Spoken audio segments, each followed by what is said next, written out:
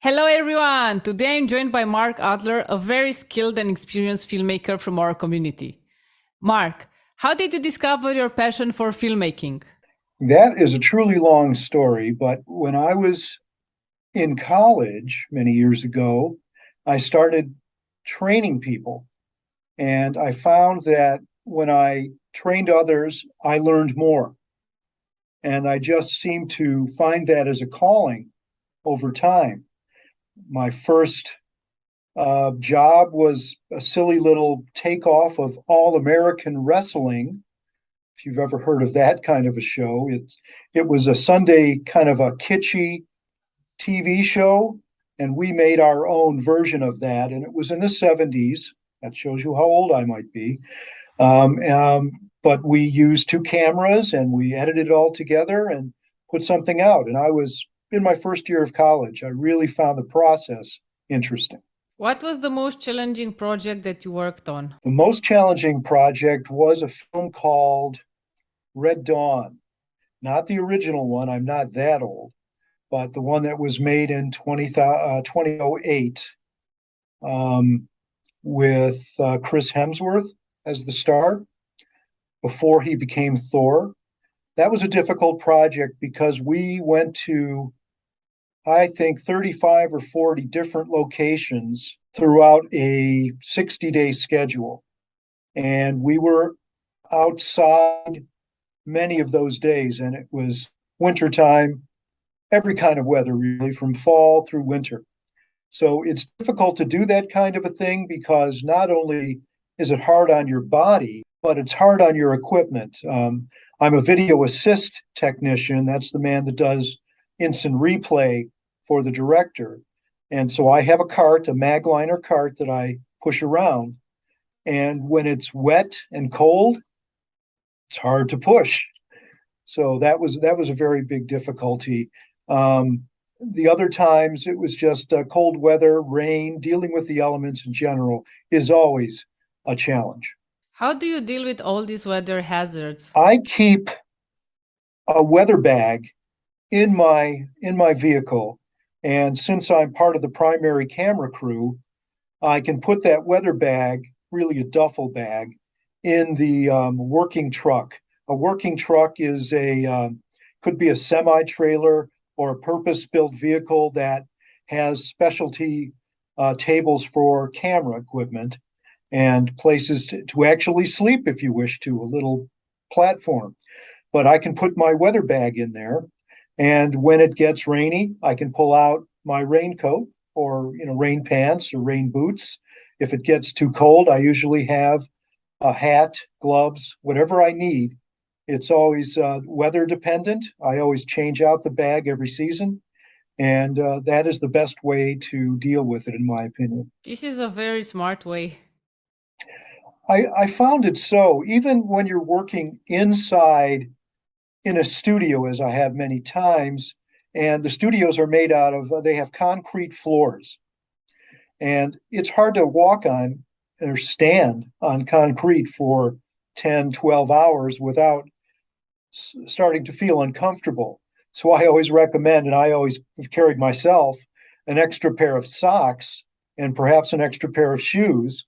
And when you do that, perhaps after lunch, it makes a huge difference in your the way you feel for the rest of the day. It's like you have new feet. What inspired you to write the book? Thank you for asking that question. The first book, Production Algebra, was based on experiences that I had as a production assistant when I started out in the business. I found myself giving advice to people that seemed clueless. Um, a PA that didn't have the proper rainwear, for example, or they didn't have a certain amount of common sense is involved in this business. So I kind of listened to what the assistant director said and what the camera person said, and um, I I put it together in kind of a notebook. And over time, I started teaching classes. You see, I developed an organization called the Michigan Production Alliance. I think it was in 2003. And the purpose of that group was to be a nexus and to provide information for people just getting into the business and further education for people that have been in the business for a while.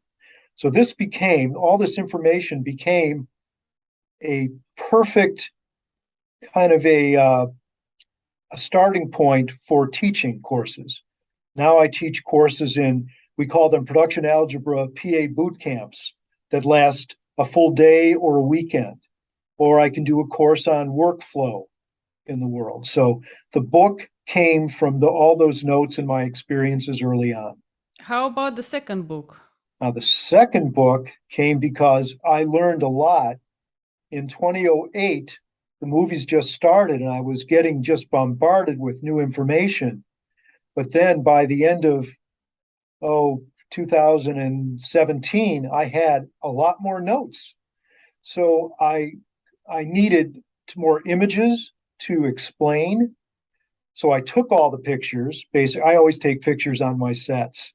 And I can't take pictures of privileged information or even the actors, but I take pictures of the crew and the equipment and the processes that we're going through. And that's in the new book. That's what makes it different. The volume 2 has just chock full of images and even forms that we use on sets. Will there be a third book as well? I'm thinking about that. There's room for a couple of books. I thought about putting a book together about etiquette on sets for talent. It's part of my other books, but it could be a standalone, or I'm thinking of writing a kind of a science fiction too. I've got a couple ideas kind of jumbling around in my head right now. That's great. What other projects are you currently working at the moment, aside the books? I am a jack of all trades. I am in the union. I'm an IATSE member, AITSE. I've been a member since 1983. I operate as a video assist technician, a teleprompter operator, a robot camera operator, and a location scout. So I wear a lot of hats, and it keeps me working. For example, this past week or two, I worked on Chris Rock, the comedian and actor's stand-up show at the Fox Theater in Detroit as a teleprompter operator. I worked on a big event called the Women of Color, which was an award show for outstanding women who have, from nothing, reached the highest heights in military, retail, medical, everywhere. I was a teleprompter on that, and we had a number of days and a number of events and a number of scripts. It was a big script management job on that. And then just yesterday, I was doing robot camera for a series of meetings for corporate. So we don't have a lot of films right now in Michigan, but I am one of the authors of a bill that will get tax credits in the state of Michigan in the near future. We'll know after the elections in November. Well, good luck with that. Thank you. Thank you very much. What future projects do you want to work on? I would love to work on a long form documentary, something about the state of medicine in the country.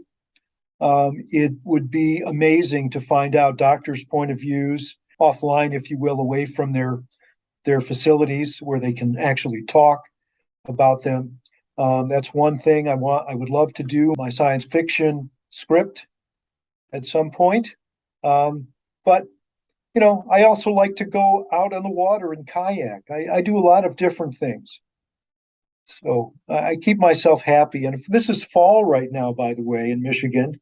And I was running around before our interview shooting pictures of the colorful leaves, the gorgeous red, orange, and yellow and red, and just all yellow trees that are out there. So I try to keep my skill set up. And I'm also running around with a drone now.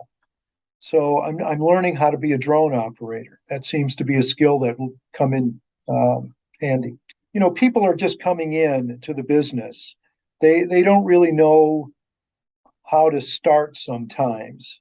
These classes that I mentioned earlier, they kind of fit in to courses in universities and community colleges around here.